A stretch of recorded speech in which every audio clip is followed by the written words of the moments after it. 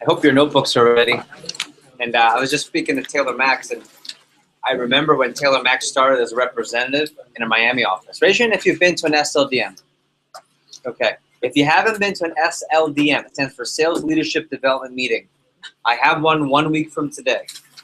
It's a one-time kind of meeting, and that's more focused on two things. I teach you how to advance with the company and how to really get into AGL school. Number two, I give you my sales tips for average order and for getting appointments. Okay? So the average order is $300 in the company. Mine's 9+, almost 1,000. My closing ratio is closer to 90+%, just like Andy's. And my average recommendation hovers close to 20. So if you haven't been to an SLDM, I'm running one next week here, 1 to 5 p.m. You're all invited. 1 to 5 p.m. That's next week. That's just additional, more training for you. I met Taylor Max at an SLDM because he was one of the top reps from his office. I met him. He was excited. I think he had sold just over 1,000. How much did you sell T-Max by that point?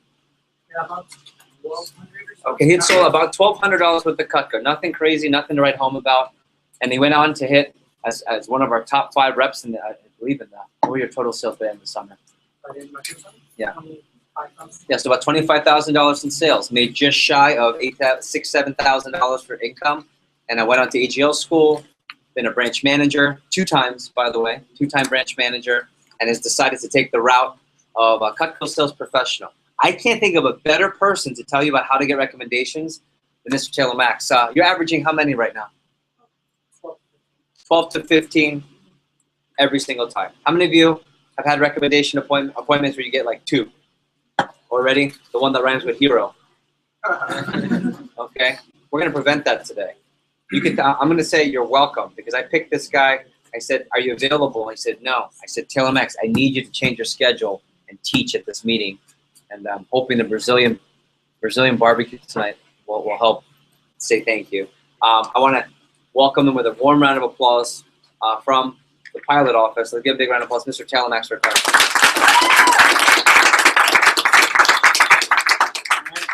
Thank you very much, Jeff. How you guys doing? All right, let's kick this off with a little video here just for fun. Let me get some. We have audio. Yes. You always have fun stuff. Okay. Love this video.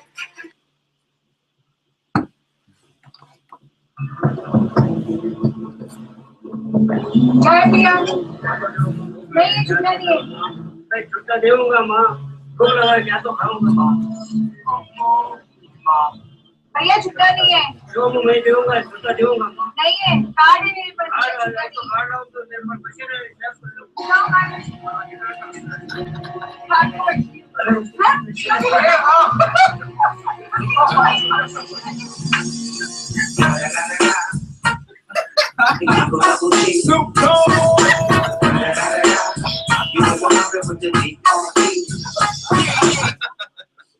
That guy knows how to handle objections, right?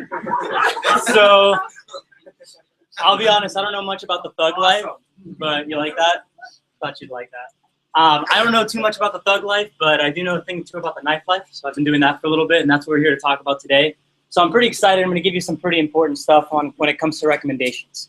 But before I really dive into my message and everything I'm going to cover for you guys, I think it's important for you to understand what this message, what role it plays in your business, what role it's going to play in the next couple weeks for your push, and really your career with the company. Jeff mentioned before, it's the fuel, right? Recommendations are the fuel to your business. And there's a lot of different parts to your business. As you go into the push, it's important that you look at your business almost like a machine, right? You want to look at it like your Cutco machine. And there's a lot of parts to the Cutco machine. You know, there's the engine, all right? And Jeff's going to cover that with you guys today. That's the phones, all right? The engine's going to take your leads and it's going to generate appointments. That's where you're going to sell. So the engine's important. That's your phone. We're going to cover that today. You have your driver, okay, that's the demo, your skills on the appointment, building the value with the customer, right? So you're driving the car, and we'll have a driver. We're gonna cover today, me, Jordan, and Andy will go over some tips on your demo. Then you have the closing. That's like the nitro, okay? That's a little bit of extra, all right? That's gonna create some CPO. And you got the nitrogen, Andy's gonna cover that. And then of course you have your fuel, and that's leads. That's what I'm gonna cover today. So here's the thing. I've seen a lot of people have a lot of different kinds of pushes, all right? Who here is shooting for something over 10K? Want to do over 10K for SC1? Come on, raise it up like you're actually gonna, there you go. Okay, cool. So I'm gonna help you guys do that, and there's a lot of ways to get that done. If you're looking to do more than 10, there's different areas you're gonna wanna improve on. I've seen people, when I was new, if you think about your Cutco business as a car and a race, your push is a race. When I was brand new, I had a crappy car, okay? My phone skills weren't that great. I had a pretty junky engine. My driving skills, I didn't have much experience. My first 10K push, I'd been in the business for about 2 months. So I wasn't really that talented. I didn't have that much experience. I wasn't the best driver. My nitro was basically non-existent, okay? My closing skills were not my strength at the time. My average order wasn't my strength. So how did I have a 10K push? I had some really good gas, all right? I had some liquid gold fuel. I had some really good recommendations. And I'll tell you, I've seen people with just an awesome car. I mean, they have amazing phone skills. They do a great demo. They can close a complete set all the time, but they don't have any gas, right? Or they're low on gas.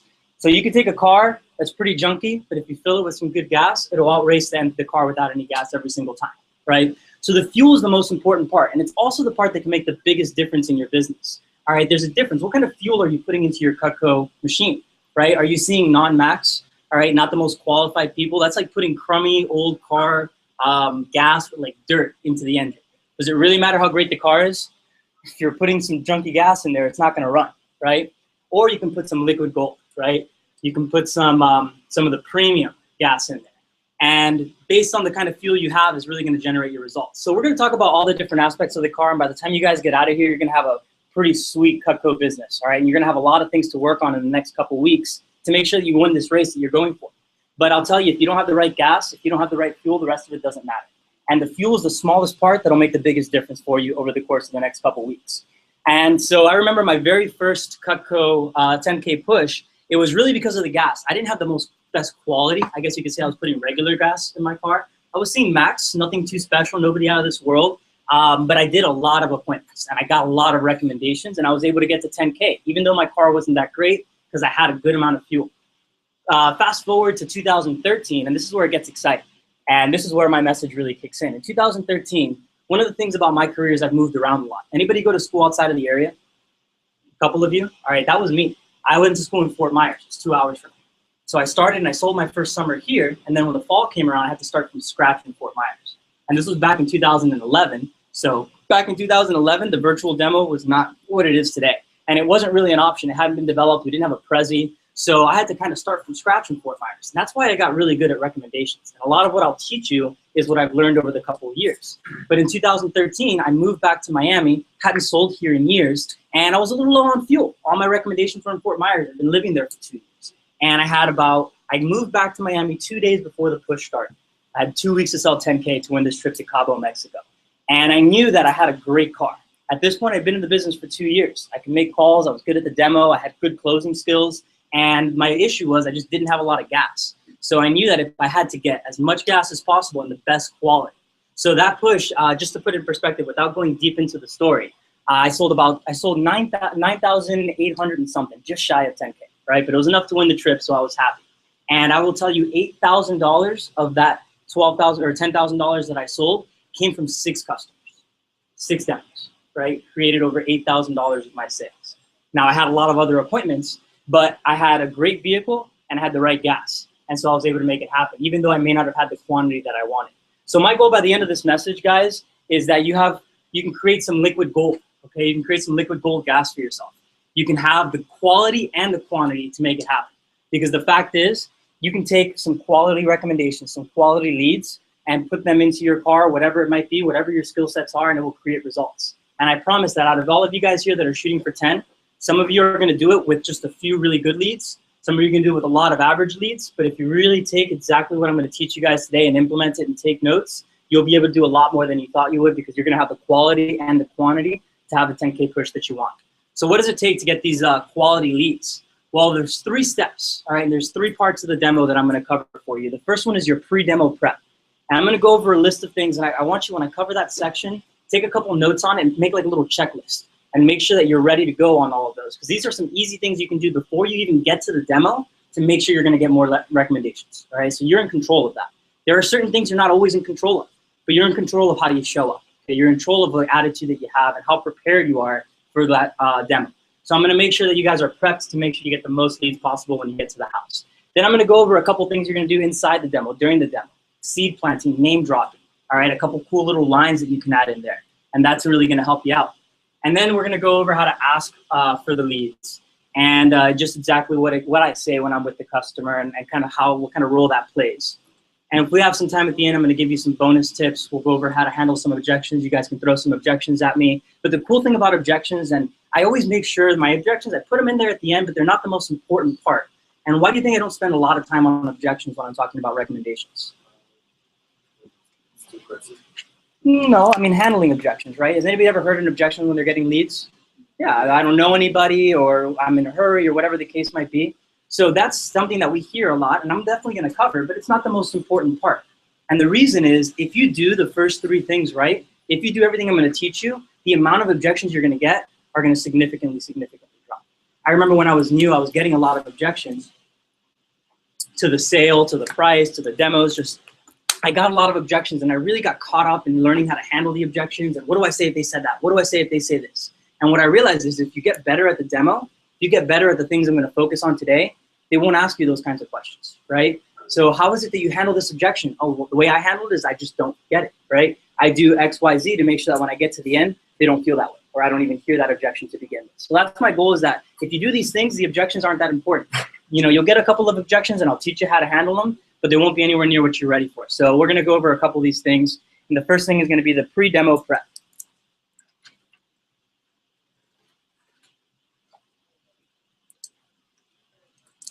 So the number one most important thing you can do before you go to a demo is know your page 21. By show of hands, who here could probably say that right now, eyes closed, without even hesitating? 3 people? The whole room? There's some of you that are over 10K, you're not even raising your hands? Okay, so that's a little surprising, guys. That's important. It's a paragraph. Okay, get that down. I don't want to spend a lot of time on this, but you got to know your page 21.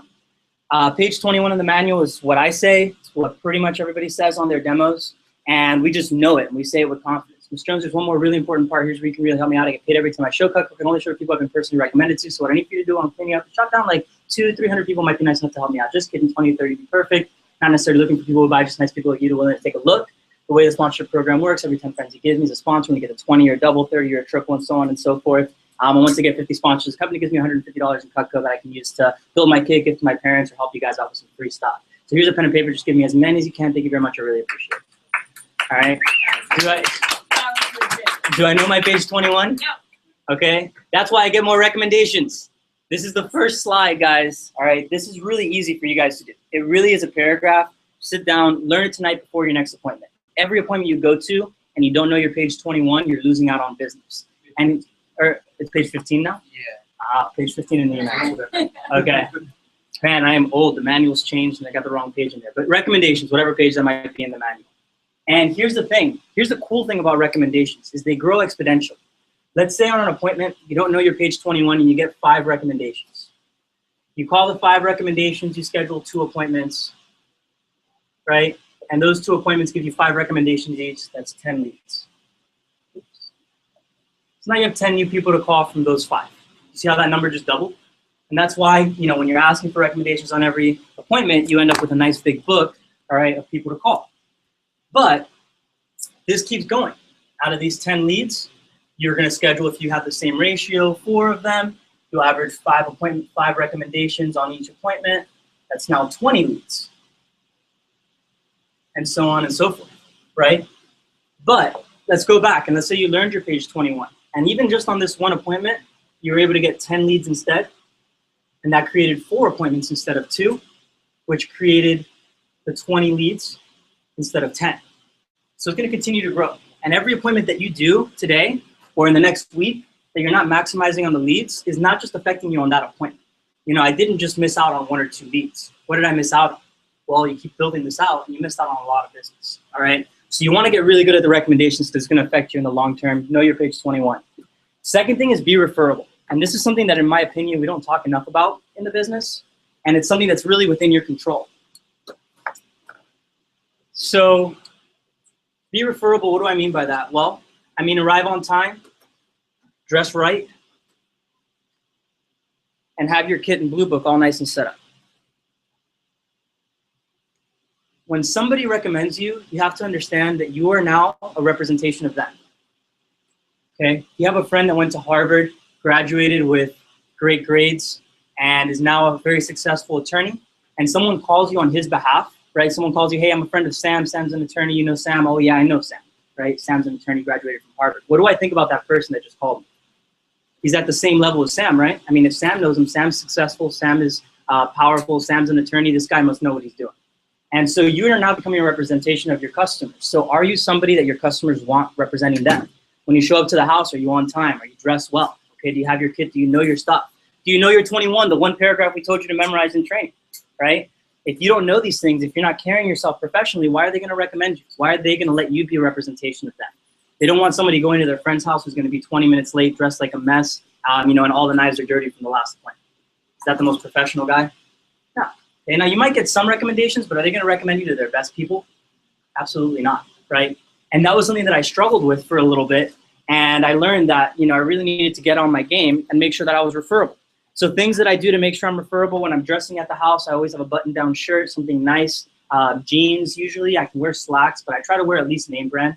Okay, I like to have name brand jeans. Like I said, you can go to Costco, or sorry, not Costco. You can go to Marshall's, TJ Maxx, and get a decent pair for a good price. And then shoes, for me, the shoes are important. I always try to wear nice shoes.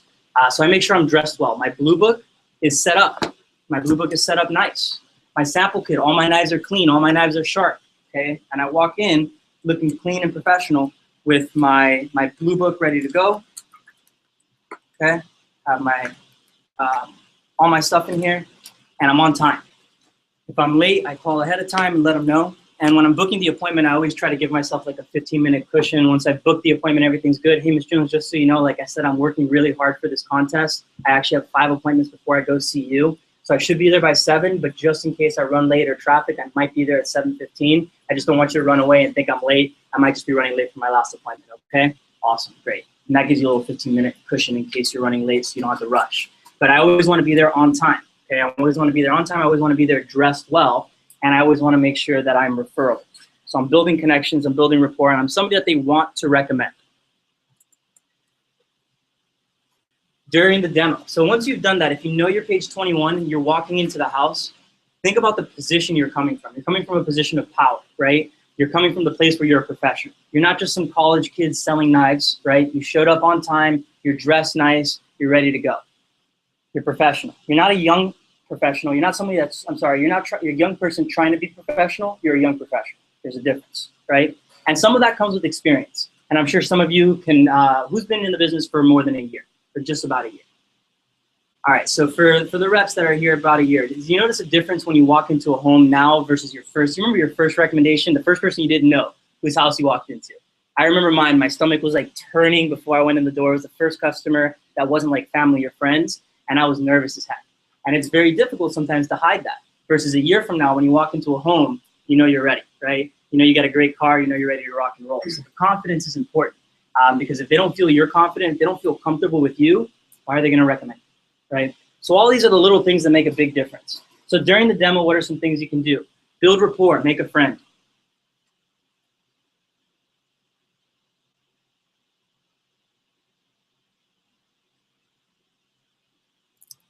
And this isn't a rapport talk.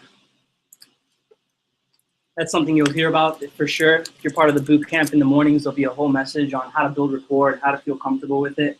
But you need to understand that if they're going to refer you, they need to like you, right?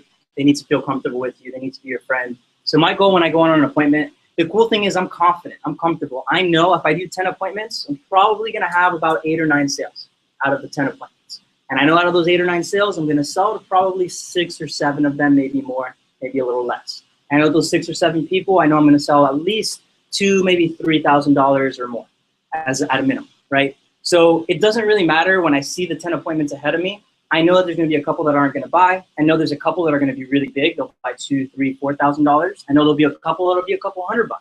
So when I walk into the home, I'm not really stressing. I got 10 appointments. This person's either going to be the person that buys a lot or they're not. And that means the next person is the one that's going to buy a lot. So I'm very comfortable, right? And I don't feel any pressure to do much. So I'm just there to show them the value in the product and help them get as much as they can, as much as they want. So when I do that, the customers can tell I'm comfortable, they can feel I'm ready, and I build rapport and I can make a friend. I'm not there to sell, I'm there to add a customer to my business, really get to know them and make a friend. So building rapport and connecting with them is really important. And I do that throughout the demo. Don't feel tied when you're new. A lot of times it's very easy to feel attached to the presentation and stuck to the script. Now, I'm not saying to deviate from the manual, right? You want to make sure you read the manual word for word. But if you have an opportunity to go on a tangent and just build rapport with the customer, do it, right? Some of the best conversations, some of the best customers I've had are customers that I've walked into the home and they really haven't let me build any rapport. You ever run into that where they just kind of want to let you get going and they want to get you moving and you can't really share goals or build rapport? I just dive in, right? I dive into my appointment because I know that throughout the demo, I can kind of tie that in and pull them out. And my first, actually one of my customers, I had a complete set that was about, I don't know, a year ago or so. And this was probably the toughest lady I've ever had. And I remember I went with Isa Matute, who is a branch manager now in Port Charlotte. Took her field training with me. And when I sat down, I'm like, so Ms. Jones, before I dive in, can I share a couple of my goals and kind of why I'm working? She's like, no, just show me the product. I'm like, okay, cool. So I dived right into the company page, right? And as I was going through the demo, she was being really tough, but I was opening her up and I was asking questions, I was making jokes, and she kept being very cold, kind of resistant. But throughout the demo, as I came to know her a little bit more, not only did she buy a complete set, when we were done, we had wine and cheese. I had some arroz con frijoles that she had cooked. It was really good. And me and her husband watched the Heat game. It was pretty awesome. And so that was from the beginning of the appointment when she wouldn't even let me share my goals to about 2.5 hours later. I left the house at like 11:30, 12 o'clock at night, $2,000 order, and a really good customer, a really good friend. So if this is somebody that invited me to have wine and cheese and watch the Heat game with her husband, all right, now that's a friend. That's someone that, why would she not refer me to a couple of other people? She had me stay, she liked me so much that we had dinner together. So when you have that kind of rapport, you see how it's easier to get the recommendations. Obviously, that's just a no-brainer. It's going to make it easier. So this is really important that you build rapport and you make a friend. Share your goals. Let them know what you're working towards. And again, this isn't a goal-sharing message, but just make sure that you let them know what you're working for. And as you improve, as you get better, one of the easy things you can do is print out the reports. If you get on the newsletter, if you hit your goal for this push, if you won a scholarship in the past, anything you can do to add to your credibility so they know that you know what you're doing. In my book, I'll have some past scholarships. I just won a scholarship this last semester, so I'll have my picture with the scholarship. I'll have a report showing I sold $30,000 during the spring, right? That adds credibility. They know that I'm legit, so they're gonna recommend me to my friends, to their friends, right? They know I know what I'm doing. So you want to share your goals, and as you get reports and you can show proof of your success, throw it in there so they feel confident with you and they feel confident referring you to your friends. Seed plant or name drop on the demo. What do I mean by seed plant or name drop? Plant a seed. What do I mean by plant a seed? So, like, warn them you're going to ask for a recommendation at the end so they're not surprised. Excellent. Warn them you're going to ask for recommendations. So I'm going to show you guys something that I learned from a Vector Connect audio I listened to a while ago. And guys, I've been through everything. I've been through the ups in the business. I've been through the downs in the business, right? And I remember when I first started, after I hit FSN. So I sold about $25,000 my first summer. And then my first month at school, starting from scratch in a new area, I got to FSN. I sold about $5,000. And I was feeling good, right? I had just sold $30,000 in like 3 months. And I had just moved to a new area and I was selling in the new area. Everything was great. And then all of a sudden, I started drying up on leads, right? Everybody's had that moment where they're kind of calling the same old leads over and over again. And I was in a new area, so I had all these recommendations in Miami, and I was 2 hours away from Miami, so I didn't know what I was going to do. And I went on a losing streak for a couple of weeks where I wasn't selling and I wasn't getting any referrals. I did about 10, 15 appointments in like 2 weeks, and I didn't get a single recommendation. And this is after having a 12K push. This is after being at 30K in sales. And I was so frustrated. And I was like, what is the matter with me? Or what is the matter with these people in Fort Myers? People just must not be able to sell Cutco in Fort Myers. That must be it, right? I was blaming my customers. And what I realized was I was coming from a place of like disparity. And I was coming from a place of like needing it, right? Has anybody ever been there and you know you got to close a big sale, and so your customers can almost feel that, right? And you need the recommendations. They can feel that. And it takes away from your whole purpose. The feeling towards recommendations should be an expectation, should be confidence, should be everybody does it. Because if you have a neediness there, they're going to wonder why you need them. Why aren't other people giving them to you, right? Versus this is what everybody does. Everybody gives me these leads, and that's what you're going to do at the end. So I'll show you an example of what I mean by that. In my page 21, I used to say, Ms. Jones, by the way, this is when I had moved. You know, Ms. Jones, there's one more very important part. I would go through the whole approach. I said, hey, by the way, I just moved to the area. So obviously I'm getting my business started and I need as many recommendations as I can get. You know, I've only been here a couple weeks and I've kind of been struggling. So anybody you can recommend me would be a really, really big help. And in my head, I thought, oh, I'm tying them into my goals. So if they know I just moved here, like that all kind of made sense. But from a customer standpoint, you got to understand, you know, it's almost like a why isn't he getting recommendations? Why is he struggling? So as soon as I made the shift and my approach was no longer, oh, I need them and help me. It was more like, these are all the people that have helped me out and this is what everybody does. All of a sudden, I got my first lead I got 30 recommendations on one of my appointments and I was off to the races and I was ready to go. So what can you do to create that expectation? Well, this is something special I do when I first start off my appointment before I even dive in. I take out my recommendation binder and I take out my Blue Book binder. And I say, awesome, Ms. Jones. So I built some rapport. We settled down at the table. Maybe we have some food out. They have their junk knives. I'm getting ready to dive into the demo. I'm like, Ms. Jones, awesome. So just so you know, I really appreciate you seeing me today. I know the last thing you were probably planning on doing with your Monday night was to spend it with a college student. And they always laugh, right? I'm like, but no worries. I promise I'm going to be the best part of your day. You're really going to love it. So I'm going to go through 2 different books here today. Obviously, the first one is going to be the product. This is why Susie recommended me to you, right? And I'm going to name drop that person that recommended me to him. You know, Susie's had Cutco for years. She loves it. She thought you would too. But I'm just going to show you a couple of things. Like I said, there's no obligation. If you see something you like, you can definitely get it. I'm just going to show you all your options so you know what you can get. And I'll give you some prices at the end. But it's going to be pretty cool stuff. Have you heard of Cutco before? I might talk to them a little bit about Cutco or whatever, just a little intro to the book. So once I show you the product, the second half of the appointment, the other thing we're going to do is we're going to go through the recommendations. All right, and this is kind of how I just keep working. This is actually Susie's list, and I'll show him the friend that recommended me to him. So you can see she recommended me to blank, blank, blank, blank, blank. So a couple of people on there you probably know. But anyways, Ms. Jones, do you like free stuff? You do? Okay, cool. So there's an opportunity for you to get some free stuff at the end. Don't worry too much about it. I'm going to help you with it. But as I go through, if you remember anybody that you think might be cool, just keep a mental note till the end. So before I dive in, let me just tell you kind of why I've been working with Cutco. And then I go into my goals. Okay? So do you see how I set that up?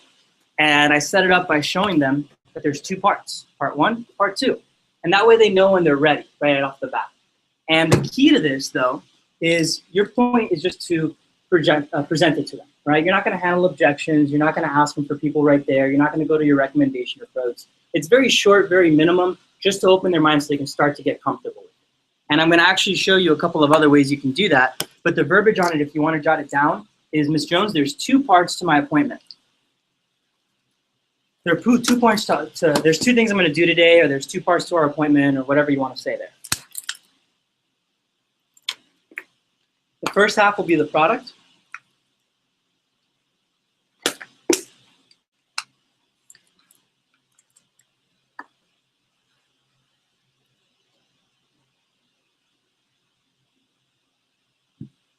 So the first half will be the product. And the second half, Ms. Jones, there's 2 things we're going to do today. The first half, I'll show you the product. The second half, we'll talk about recommendations.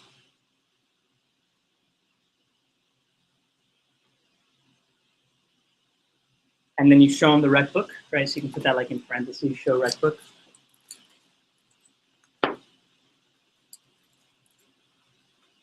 The second half will be recommendations. This is the part you can really help me out. This is the part you can really help me out.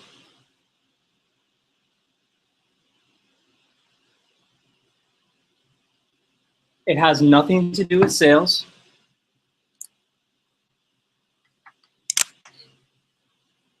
It has nothing to do with sales.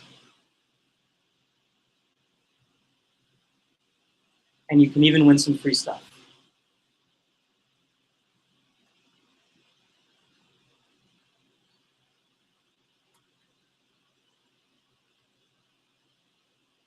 The second part is recommendations. It has nothing to do with sales, and you can even win some free stuff. So Ms. Jones, there's two things we're going to do. I'm going to show you today. The first one will be the product. It's pretty cool. Susie's has it. Susie's loves it. You'll really enjoy it. The second part is my recommendations. And this, by the way, has nothing to do with sales. It's where you can really, really help me out. And you can even get some free stuff. So this will be really cool at the end. Before I dive in, can I show you why I've been working with the company? And then I go into my sharing my goals, right? So during the demo, I set it up the right way. I share my goals. I build rapport already. And I seed plant throughout the demo. So let me show you a couple examples of seed planting and what I do to plant seeds. So at this point, I've walked into the house. I've built good rapport with them. I'm on time. I'm dressed well. I'm looking professional. And I let them know at the end I'm going to ask for recommendations. Let me share my goals with you. Talk about the scholarship. One thing I always like to do to set a sales expectation, I always have a big order right here. So this is actually a Cutco kitchen I sold for about 50-something, 100, but I always like to have that there. I don't mention it, I don't point to it, but it's just there and my book's open, so a lot of times you'll see it.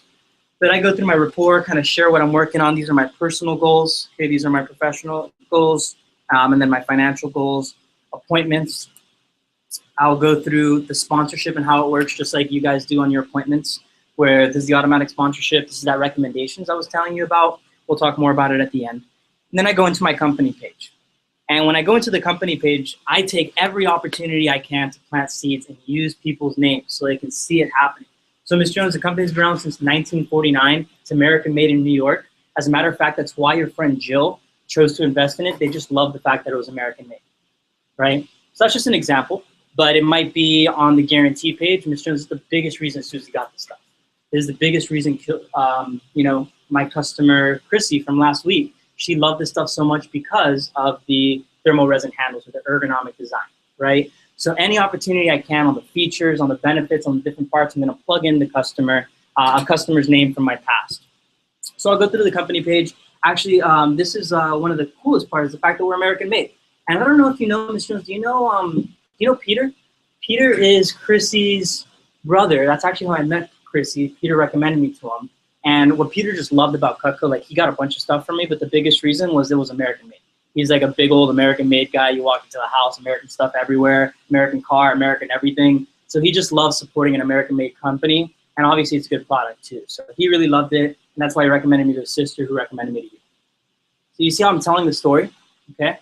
So I'm telling the story of how I met them, the people they might be connected to. And it's funny because sometimes they're like, Peter Rodriguez? I'm like, yeah, they're like, oh, I know Peter.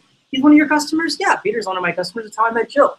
Remember, you're working in networks, right? So you're going to run into networks that kind of crash and come together. So when you're doing that, you let them know, and I kind of share with them stories from my past customers and how I met them, how I was referred to them. So you go through that, and at the bottom here, you have the DSA page. Who does not know the line for recommendations on DSA?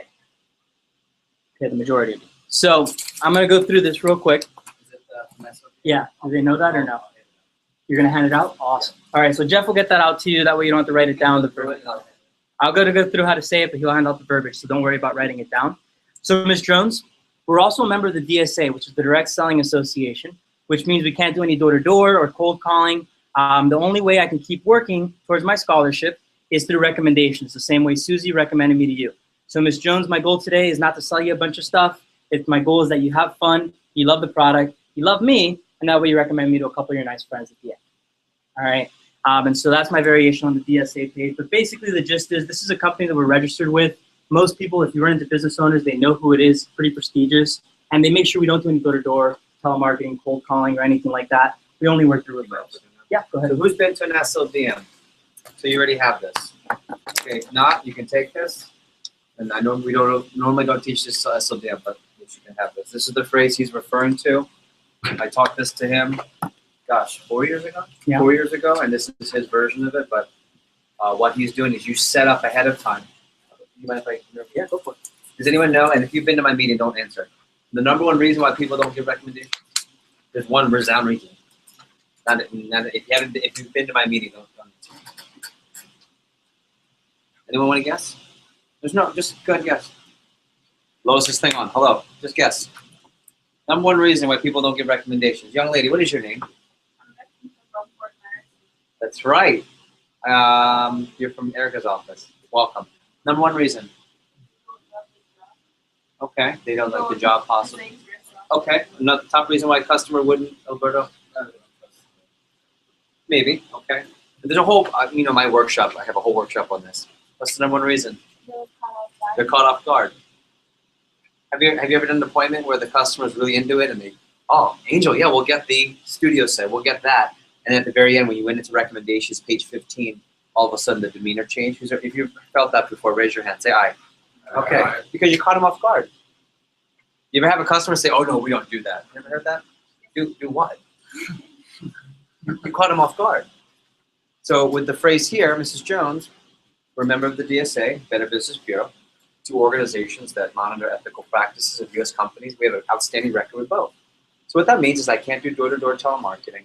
The only way that I can continue to earn the scholarship is if I'm recommended to nice people like I was recommended just to you. So at the end of the presentation, I'm going to ask you to recommend me to 20, 30, 40 people that you know. And if you don't like what I have to say, if you don't like the presentation or product from me, don't recommend me. But if you like the presentation, if you like the product, or if you just, like me, I smile. And I'm going to ask you to recommend me to all of your friends at the end. I just wanted to give you a heads up.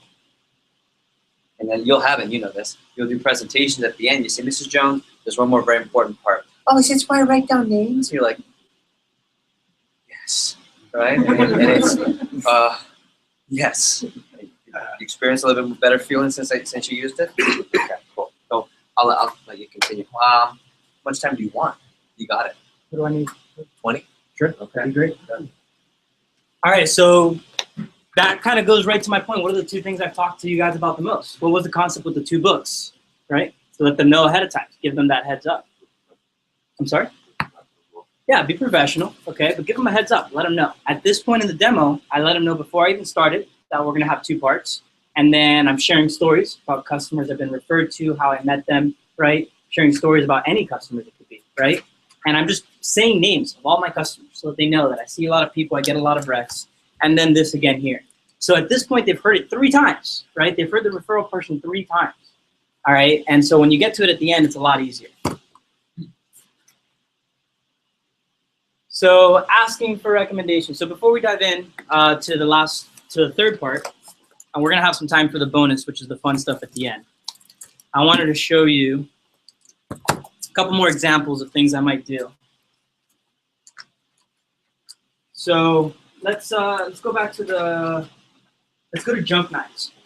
So if I want to cover the wooden handled knives, all right. Let's say I saw a customer last week that had wooden handled knives. I did a really good on the disadvantages, and I know that one of the reasons they bought Cutco was because they realized that their stuff was really junky, right? That's part of the goal.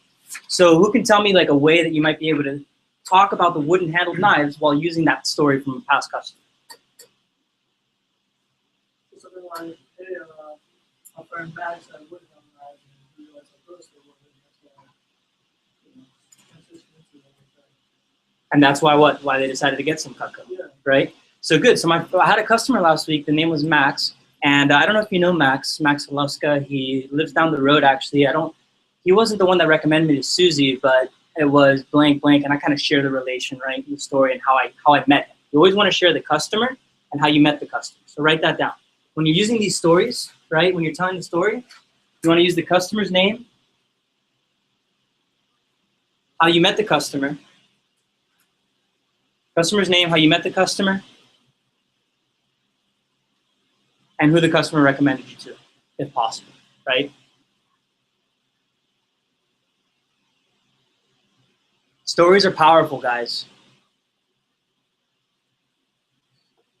So, if it's the wooden handles, hey, last week I was actually with the customer. His name was Max, lived in Pembroke Pines. I actually met Max through his brother who's had Cutco for like 10 years.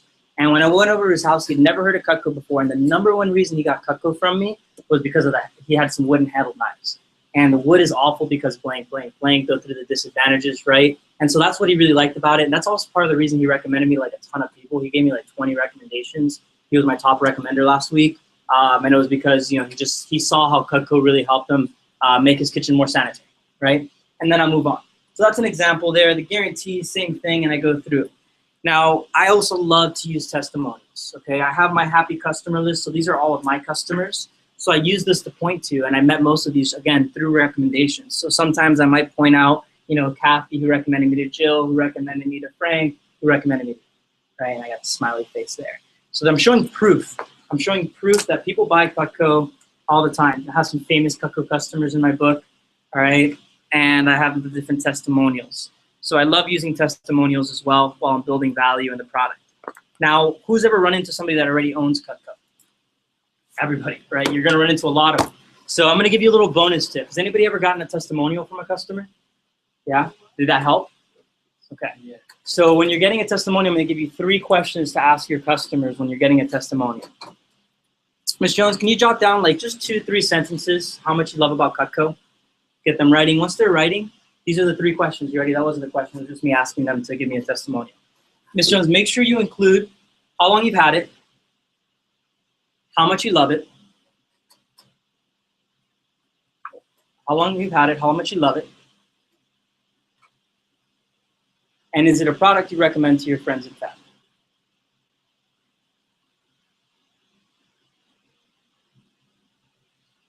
So I kind of coach them through writing the testimonial because I want to make sure that while they're writing the testimonial, I'm using that. Everything I do in the demo has a purpose. I'm not just going to have them write a recommendation for my blue book. That's going to help, right? But I want them to remember how much they love their Cutco, how long they've had it. What do you love about it? What's your favorite piece? Why have you been so happy with it? Awesome. Hey, Ms. Jones, would you recommend it to like friends and family? Like, you know, if your friends were asking you, you're looking for a good knife, would you recommend Cutco? Oh, great. Put that in there. All right. Great. So now they're already saying they love the product. They stand behind the product. They'd recommend the product. And again, it's opening you up to those recommendations at the end. So I show them the testimonials, and then I'll go through the sets. And when I go through the sets, I do the same thing. I drop names. So Ms. Jones, the first I'm going to show you, we have 3 main sets. The first set, Ms. Jones, is our complete set. This is the best set for people that love to cook, love to entertain, you know, or just like to have the best. They buy it once and they're done with it. That's actually why Claudia got this set. Claudia doesn't even cook, all right? But Claudia just loved the knives, and she understood that she's going to have them in her kitchen for the next 40, 50, 60 years. So she figured even though she might not use it all every day, she'd have it. So why not get it? So that's why Claudia got this set. And actually, Claudia, I mean, it also helped that her sisters had it for 10 years. Her sister's the one that recommended me to it. So that's for people that love to cook, love to entertain, or just want to have the best.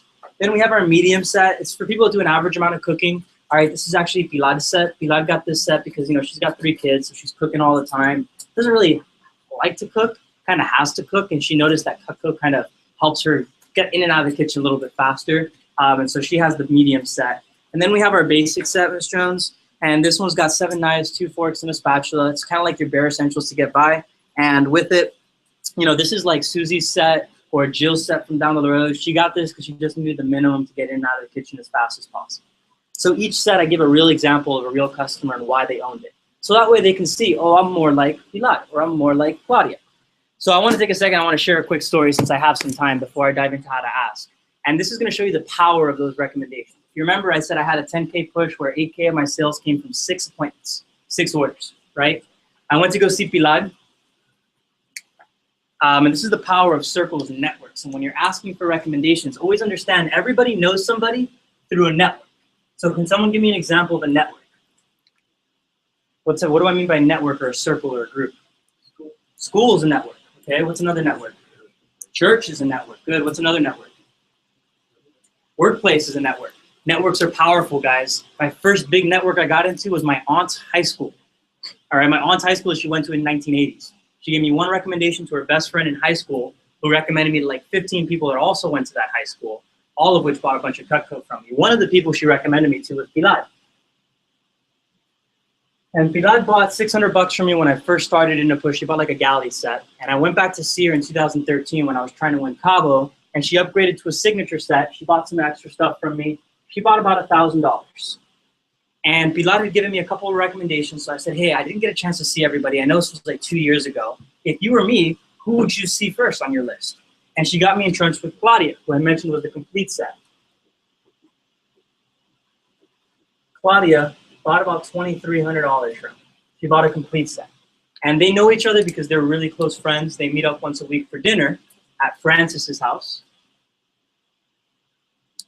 And Francis is Claudia's sister, okay? So Claudia, Francis, and Pilar, they get together a lot for lunch at their sister's house. Francis, by the way, had a homemaker set.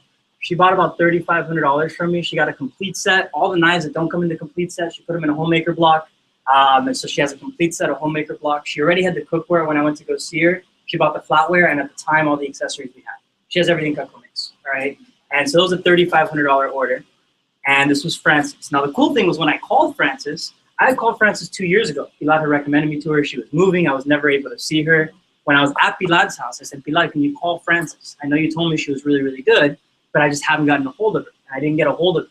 When I was at Claudia's house, Claudia's her sister. So I had Claudia call for me. She said, you got to see this kid, right? Put me on the phone with her, and that's how I was able to see Frances. If I hadn't gotten that, that wouldn't have happened. Frances recommended me to another Claudia who actually worked with them, and is part of this little circle. And she bought a galley set from me. Okay, who recommended me to Anna, who works with Claudia and Frances. So these guys all work together. And Anna bought like another, I think she had a homemaker. She upgraded to a complete set and some accessories. It was about at least $1,200 or so. And when I called Anna, it was crazy. I said, hey Anna, this is Taylor Max. And Anna says, are you the knife guy? She's like, I'm like, yeah. She's like, people won't shut up about you. Apparently I need some new knives. When are you coming over? It was the easiest demo I had ever booked. And why? Because I had already capitalized on that network, right? I sold to all of her friends. So why wouldn't she buy? So if we add this up, 12 and 15, that's like 727, and 3 is like 6,000. So I may have overdone it on some of these numbers. That's a little more than 8,000. I did the numbers before I got here, but it was all these equaled $8,000 for that push. And it was because of those networks that I got into and those referrals that I got. But anyways, all right. So when you're asking for recommendations, when it comes to the end here, with recommendations, timing is key. So when do you ask for referrals? You ask once you close the order. Now you shouldn't have cleaned up, right? I hope you haven't cleaned up. You literally find exactly what they want. You close on the homemaker, you show them the prices. They say, yes, I want that. I say, great, Ms. Jones, there's one more really important part, and here's where you can really help me out. So I move right into it. Before I write up the order form, before all of that stuff happens. Once we know what they're getting, that's it. I move right into recommendations. It's part of the demo, right? It flows. Because what happens is if you write up the order, you clean up, you fix everything, and then you pull out the book, then they got to go, right? Oh, no, it's an extra thing you're adding on, right? As opposed to being a part of the appointment. So you want to make sure you ask at the right time. Confidence and expectation. So when you ask, you got to ask confidently.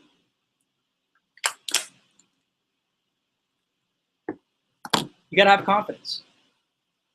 I've seen people that do a beautiful demo, really build great rapport with the customers. The customer, even throughout the demo, have you ever had a customer that asks you, oh, I know Susie actually would really like this stuff. They mention somebody that they think would really like, but at the end, they don't want to recommend them to you? Has that ever happened to anybody? Or you hear about somebody's name, okay, a couple of you. So why didn't they give you that recommendation? If they said the person liked them, why wouldn't they give you the recommendation? Probably because you didn't ask with confidence, right? Probably because something happened at the end. There was a disconnect. They were excited about introducing you to that person. At the end, they weren't. So you got to have confidence when you're asking for it. And you can't have confidence if you don't know your page 21, right? How can you say something with confidence if you don't even know what you're supposed to say? So you got to know your page 21 and ask with confidence and have a big expectation. Oh, sorry, 15. Page 21's been drilled in my head so hard I can't put any other number in it. Page 15.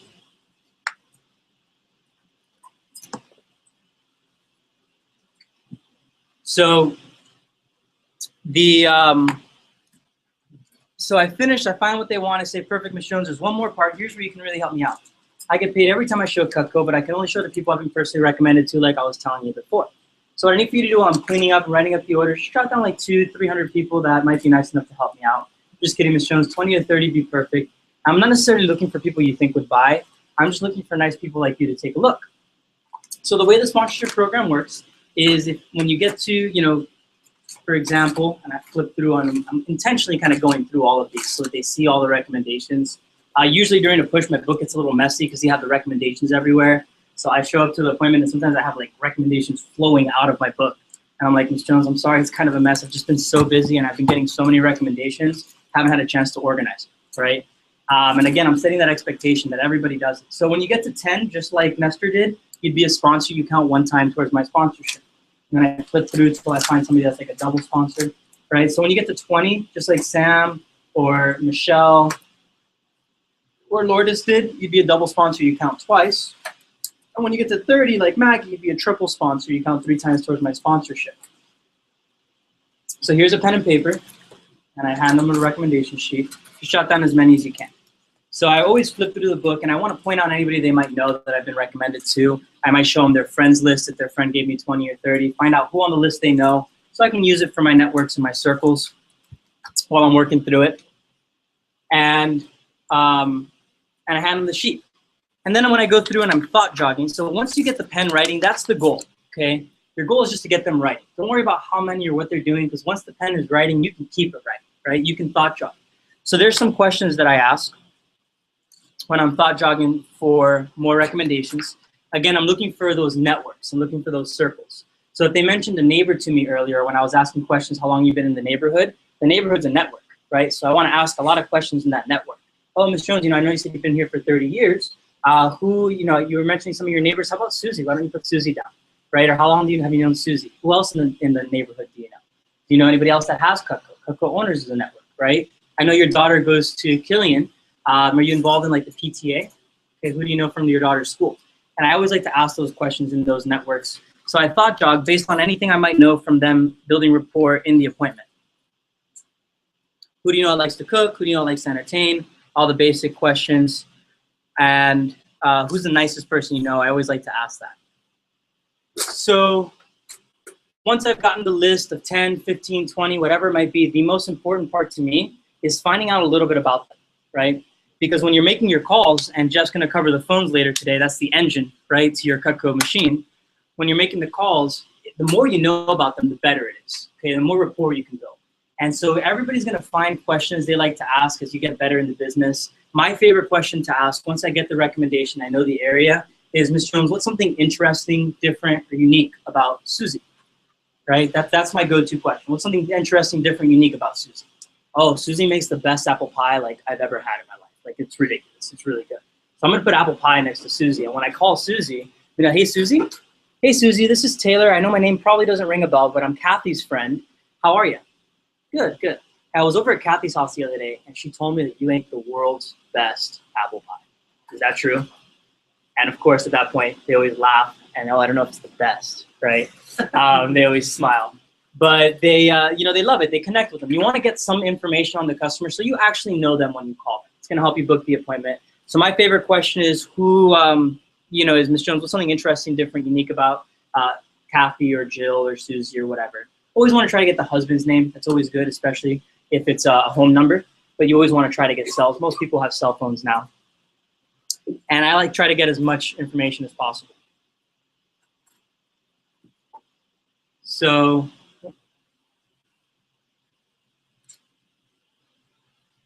now you've gotten the leads, and it's time to get the, I always like to get some yes recommendations. So to me, the recommendations is the most important part of the appointment, because I know that nothing that I do is going to create more CPO for a push than getting more appointments, right? And I don't know about you, but the phones aren't my favorite part of the job. I do them, I like them, I'm good at them, but if my customers can do that part for me, that's even better. And I've messed around with a lot of different approaches, and this has been something that I didn't originally do when I was new. I was actually not even really taught to do when I was new. And so it took me a while to find something that I like. And what I found works best, I've tried having them text, and you can definitely text. We can get you can have them send out a pre-made text for you to all the people, and that helps. As a matter of fact, if they just send out the text, the chances of you seeing them and booking the appointment are going to go up by about 20, 30%. Now, but the best way to do it is just to have them call them. So once I've gotten the leads, I always make sure I still have a mess. So I still have the knives out. I'm taking my time, writing up the order, making sure it's nice and clean. I'm cleaning the knives in the sink. I'm talking to them. I'm building rapport. And I have the list, and I say, awesome, Susie. So here's where you can really help me out. Like I said, this is the part where you can get some free stuff. I'm not above bribing you, Ms. Jones. They always laugh.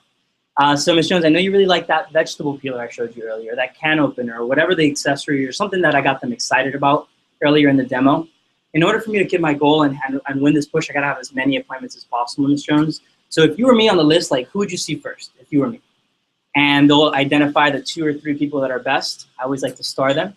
I say, awesome, can you call them real quick and just see if they have a quick second to talk to me? And I find that that's the easiest question to ask, right? I don't ask them to call to book the appointment. I say, hey, can you help me schedule some? Tried a lot of different approaches. What works best for me is, hey, Ms. Jones, cool, can you call? You think we can call Susie and Jill and see if they have a quick second just so I can talk to them? And so when they call, it's a really quick call. And I coach them through exactly what to say. As a matter of fact, on the back here, And that, Jeff, I don't know if you use these here in the office, but this is something I was given when I was younger. Thanks for helping me hit my goals. And it says, it kind of coaches the customers on what to say when they call their friends for you. Don't need to ask them if they want knives or mention price. All right, here's what you do want to say. This nice guy, a girl named Taylor, came over, showed me the company, a product called Cutco. He was a student at FIU studying business. The appointment's fun and easy. You don't have to buy anything because he gets paid just to show it. Is it okay if he gives you a call? It'll really help him out. So this is something that you can use in a text message. Do you use these? Old? Yes, before. Oh, okay. The Cool. answer is yes. All right. What I'll do, I'll take a picture and put that on the WhatsApp. So it's something, something similar to this. And so when I have them call out, so this is what I use mostly for like text messages or heads up. But if I have them call, it's real simple. I say, hey, Miss Jones, just give them a call real quick, see if I can talk to them. Just ask them, talk to them, say, hey, I have someone here that wants to talk to you. Do you have a quick second? And then they just pass the phone over to me and I'll book the appointment from there. So I always try to get them to call at least the top 2, top 3. And I will say you'll typically book at least one of them, right? Because now you're calling from their phone, they're more likely to answer, and you keep the ball moving. And when you do that, it can make a big difference. Bilal, when I saw her back in 2011, I had her do this. And I called, it was 11 o'clock at night, and this is my big SE2 story. Those of you who have been around, you've probably heard it in the past. But there was 2 days left of the push. I was at 6,000. I wanted to be at 12,000. So I was $6,000 away from my goal with 2 days left. And I had no idea how I was going to make it happen. I was at Pilar's house. She wasn't getting anything. She had the pair of scissors. She's like, I just can't afford it. I got a lot of objections, but I got my recommendations. And I said, if you were me, who would you see first? And she identified this guy named Celerino. And I said, can you call him real quick? She's like, sure. She was actually pretty open to it. So she calls him. I got him on the phone. I couldn't schedule him for an appointment. I said, hey, can I walk you through the website real quick right now? And he said, sure. So I got him online. I sold him my first complete set. That was my first ever complete set, a flatware chest, and a couple of accessories. At the time, it was my biggest order. I sold him about $3,500 that night. And when I got off the phone that I was writing up the order, this is all at the customer's house, by the way. I did the virtual demo there with her. It was like almost 10:30 at night. And when I was done, she's like, you know what, honey? I was thinking about it. The stuff's really good. I think I'll go ahead and get that basic set. She bought a homemaker set from me after all of that was done. So I ended up leaving the house with like $4,000 in sales when originally it was a no sale, and I had only gotten a couple recommendations. So it can be really powerful what you do when you implement these things. And that might not happen every time, but I promise it'll never happen if you don't do it, right? So when you implement this stuff, you'll get those results. I guarantee it. The last thing would be objections. So when you're handling objections, it's pretty simple. Do you see how if you're professional, if you set it up right, you shouldn't get as many of the objections as you're getting. But Jeff, do you have time to go through 1 or 2 objections, or you want to move? Yeah, let's do 2. Okay. So who wants to give me an objection that you feel you get a lot when it comes to I'm recommendations? not comfortable doing that. I want to talk to them first. You guys get that? Yeah. Awesome, Susie. I definitely appreciate you wanting to talk to them. And by the way, that's something I was going to tell you in just a second. I hate calling your friends if you haven't let them know. So what I do, Ms. Jones, is at the end, I'm going to have you send out a big text to all of them. That way they know exactly why I'll be calling. And if any of them, I'm not going to call them today anyway. So if any of them say they're not okay with it, just let me know and I won't call them. I'm probably not going to call them for a couple days anyway. Right? So just go ahead and jot down as many as you can. I have the sheet back. Another objection? I've recommended other reps to them. Yeah. They're gonna get mad at me. Yeah, I get a lot of that when you see a Cutco owner. I already recommended everybody, right? So that's the objection. I already recommended everybody. Oh, you've already recommended people to Cutco? Awesome. Did they get some?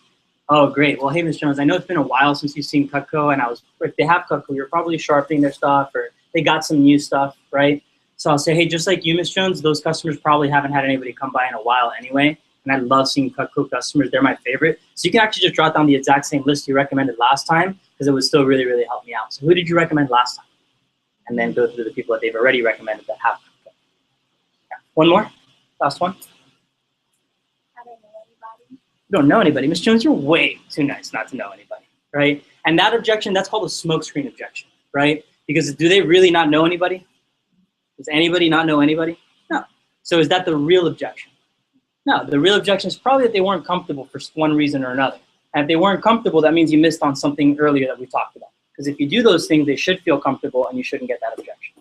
But if they say they don't know anybody, I always joke around. I'm like, Ms. Jones, you're way too nice not to know anybody. I had way too much fun. How about blank that you mentioned earlier, or blank? And I'll make a couple recommendations.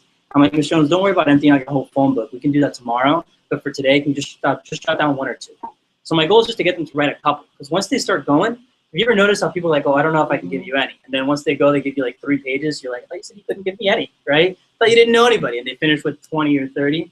It's just about getting the pen writing. So Ms. Jones, don't worry about it. You don't have to recommend me to the whole phone book. You can email me that later. For right now, just jot down 1 or 2 that you think might be nice enough to take a look. And the goal is to just get them committed to writing a couple, and you'll build it from there. All right, guys. So with that said, we're going to go over the rest of the of your Cutco machine later today. But make sure you take those notes down. Make sure you're professional, and you're putting some liquid gold fuel into your Cutco machine, and you guys will have a big push. So thank you.